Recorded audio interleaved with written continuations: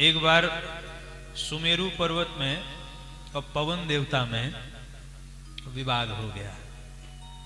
किस बात का? सुमेरु पर्वत ने कहा कि तुम पूरा प्रयास भी कर लो तो हमको तुम उड़ा नहीं सकते।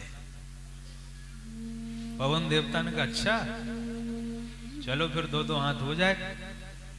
कहा ठीक है।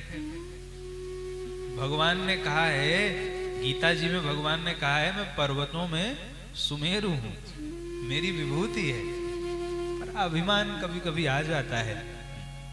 कहा चलो छोटे छोटे पहाड़ों को उड़ाते हो और हमको उड़ा के दिखाओ। कहा ठीक है कल प्रतियोगिता रखते हैं। अब पवन देव तो पवन देव को हल्के में ले लिया सुमेरु पर्वत। कहा ठीक है कल प्रतियोगिता होगी, तैयार। और इधर श्री नारद जी भगवान के पास आए, बोले सरकार गजब हो जाएगा कल। कहा क्या? कहा कल आपकी एक विभूति तो जय सिया राम होने वाली है। क्या मतलब?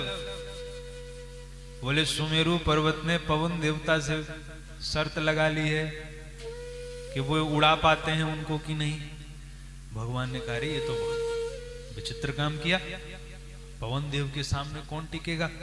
तब भगवान ने गरुण जी को कहा गरुण आप जाइए और जब पवन देव अपना पूरा प्रयास लगाएं तो आप सुमेरु पर्वत को दबा करके बैठ जाना, सुमेरु को दबा लेना। सो आए गरुण जी महाराज। अब पवन देव भी आ गए। कहा सुमेरु पर्वत से कहा तैयार हो? बोले बिल्कुल तैयार है महाराज, दिखाओ जोर कितना है आप में। पवन देव ने जैसे एक थपेड़ा चलाया हवा का, सो तुरंत गरुण जी ने सुमेरु पर्वत को नीचे दबा लिया। अब सुमेरु पर्वत को नीचे दबाए और फर फर फर फर हवा चले। गरुण जी महाराज की भी हालत खराब, किसी तरह दबा के बैठे।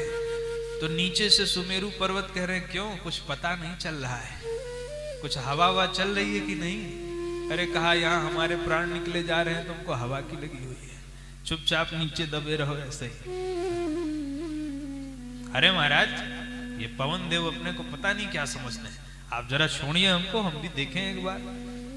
गरुण जी ने कहा महाराज बस चुपचाप बैठे रहो, किसी तरह हम इनके वेग को संभाले हुए हैं। अंत में थोड़ा और समय हुआ तो सुमेरु से रहा नहीं गया। कहा महाराज जरा उठो तो सही, देखें तो।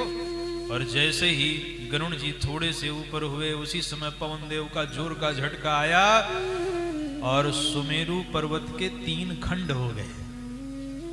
एक खंड चित्रकूट में जाके गिरा, एक सुबेल वहां जाके गिरा, और तीसरा खंड जो है वो गोवर्धन पर्वत जो वहां जाकर के गिरा।